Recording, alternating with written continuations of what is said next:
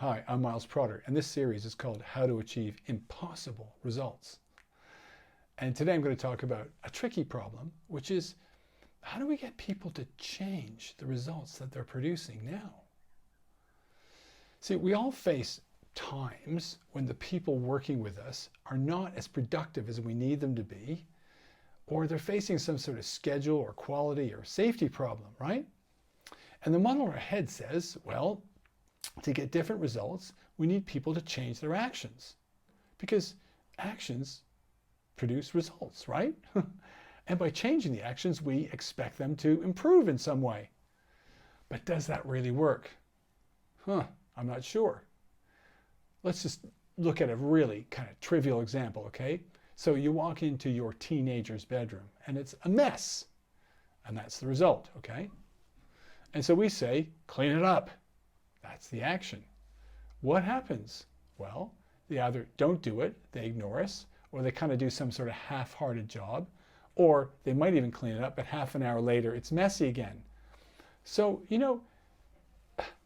the problem is we keep going on telling them to clean up the room, or incentivizing them, or punishing them, hoping somehow magically that this one time it will work. But it never does. And that's madness. You see, this applies also to organizations. So I've been working with some managers who've got work sites all over Asia, and they've got a safety problem, right? They're hurting people. In some cases, some people are getting killed on their sites, okay? And what they say is, look, people are getting injured. We're having incidents. And they're not, they're not wearing their harnesses. So we tell them to wear their harnesses. They're not wearing their boots. So we tell them to wear their boots. They're not securing their tools. And we tell them they have to secure their tools, right? But it just doesn't seem to be working. Yeah, and it's obvious because when you tell people to do something, right, at best you get grudging compliance, and at worst you get kind of resentment or active resistance. And sometimes, most of the time, you need to constantly police them.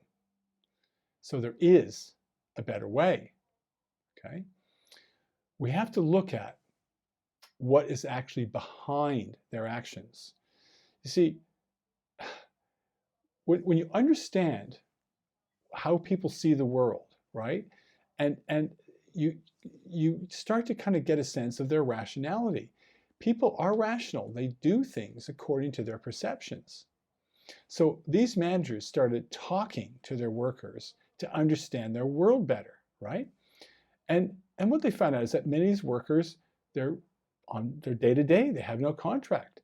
They put in extraordinarily long hours. They have no savings, right? And they're just constantly under pressure from their bosses and the customers to deliver.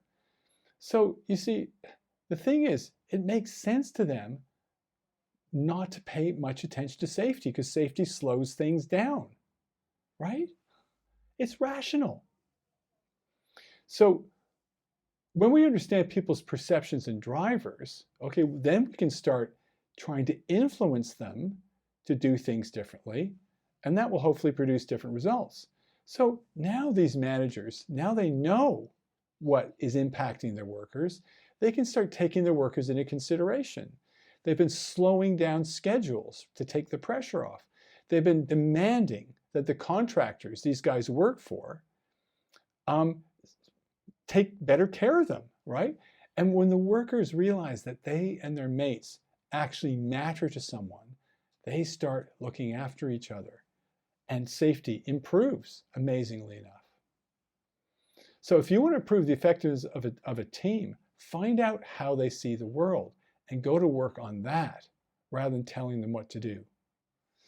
So I hope you found this helpful. And if you want to talk about how you can try and influence how people to achieve better results, please get in touch.